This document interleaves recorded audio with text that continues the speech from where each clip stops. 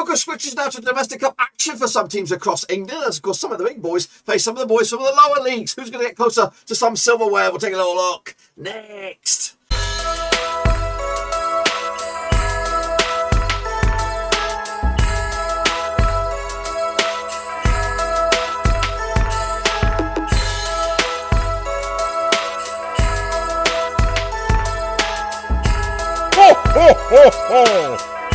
That's like Flex Battles giving another British video today. We look forward to the quarterfinals of the Carabao Cup, and we'll get to that in just a second. If you know where you've been, smash your subscribe to keep your mind updated. All things Blackburn Rovers related, Carabao Cup related, world football related. We're going to all hear boys under one roof ski. Of course, it is the final couple of games, of course, before we get into, of course, Christmas Day, and, of course, following on from that Boxing Day fixtures. But, of course, a lot of guys, including some of the big boys, still got, of course, hopes and dreams for making it one step closer to, of course, a cup final. But before that, of course, we'll take a look at it, all of it. I mean, of course, big shout out to my VRPs. They're the pay tree on Thank you for your loving, guys. I really do appreciate it, of course, as we edge closer to Christmas. Of course, big opportunity for some guys. So anyway, if you want to get involved, check out the link down below, patreon.com/RoversC. So we're going to recap, of course, the last 16 predictions. Of course, your picks, my picks, and of course the results as well. And of course, kick on forward to the the quarters to see who's going to get closer to the last four. So here we go then, recap those results. Chelsea did get past Southampton in the end. It took penalties. 1-1 was the final score after 90 minutes. Chelsea coming through on top of on penalties, of course. No need for Arsenal. 2-0 win over Leeds to get themselves through to a final. Or quarterfinals, should I say. QPR, unfortunately, they got done over by, of course, League One Sunderland, the lowest ranked team in the division. In fact, I think the rest of them are Premier League clubs. But of course, a big opportunity for Sunderland to cause some problems. Penalties was the order of the day as they squeaked past QPR. Stoke crashed out to Brentford, 2-1 win for them on the road. Good chance for them to maybe get some silverware in the first season in the Prem de la Prem. West Ham United caused a major surprise, knocked out the four-time winners, or whatever it is, multiple winners, Manchester City. And again, on penalties was the deciding factor. Leicester City again, penalties needed, 2-2 in the end, of course, but needed penalties to get through. Burnley, hey!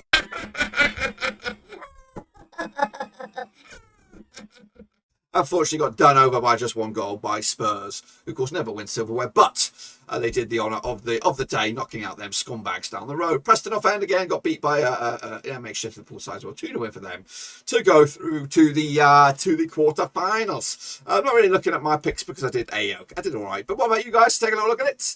Well, there you go. Yannick Buster got himself 7 out of 8. Quite impressive, that. You know, when you look back, what would he have messed up on? He probably would have messed on the Sunderland, maybe.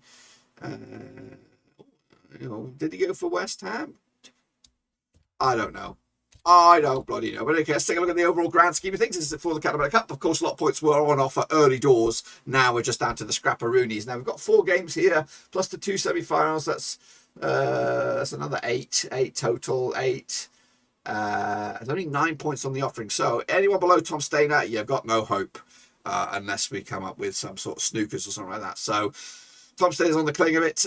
Realistically, you're looking at maybe the top 5. I've got the actual best hope. But of course, I think if you're going to oust either Ivan Stringer or Shepherd, you're going to have to go for maybe some shock results here, the ones that they won't think of. But anyway, that's, of course, for you guys to worry about. Of course, get involved, /League Cup. We are looking forward to the quarterfinals right here, right now. And, of course, we're going to take a look at them in just a second. Of course, last opportunity, really, to get this before Christmas. You're going to take a bit of a miracle for it to get on Christmas Day, but you can still have a go. Of course, it's a sexy bit of kit. In fact, I'll tell you a little bit more about it right here, right now. Before we get going, of course, I want to showcase this amazing hoodie jumper here. Of course, it is our big bad boy, Brereton Diaz, of Blackburn Rovers and La Roca fame. Of course, he is ripping up in the Championship these days, and of course, he could actually kick on to either the Premier League or maybe even La Liga next season. Now, of course, we do have these shirts that are available. They do support the channel, and of course, they also support local artist Ben Hayward, who did design this amazing bit of artwork. So if you want to get involved and help the channel in another way, of course, support a local artist, this is a great place to start. There will be a link to this hoodie in the old description down below. You can get it in, of course, Blackburn Rovers white or blue,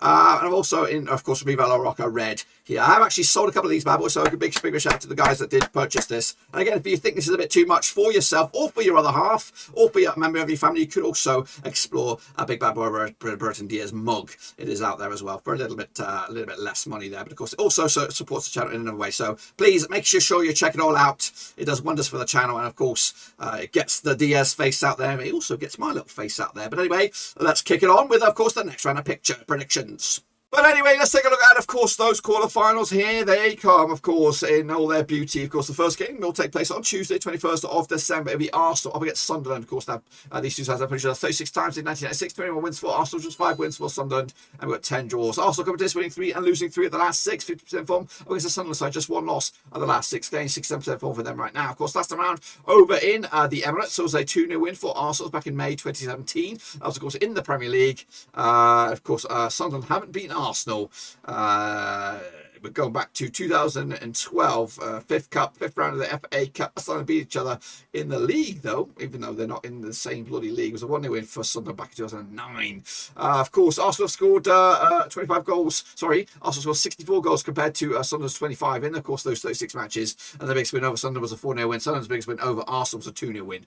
Of course, last round, of course, Arsenal did pick up a 2-0 win over West Ham. That's, of course, before today. Today is actually the 18th of December. So pre-kick-off for the weekend action. As the Sunderland also, they beat Plymouth 2-1. Again, that's ahead of the match against Ipswich, which of course is today as well. Look at the odds here. We have 6-1 on as your Arsenal, 12-1 as your long shots. That's Sunderland 30-2 is your draw. Going to go with Arsenal here. Big 3-0 win for them at home to get through to a semi-finals, of course. But who would they be up against, of course? Well, could they be up against Liverpool or Leicester City? Well, I'll take a close look at that one then, shall we? Now, these two sides have played 32 times since 1994. 17 wins for Liverpool, 9 wins for Leicester, and we've got 6 draws. Liverpool coming to 6 wins on the bounce at the very least. In fact, they won the last 8.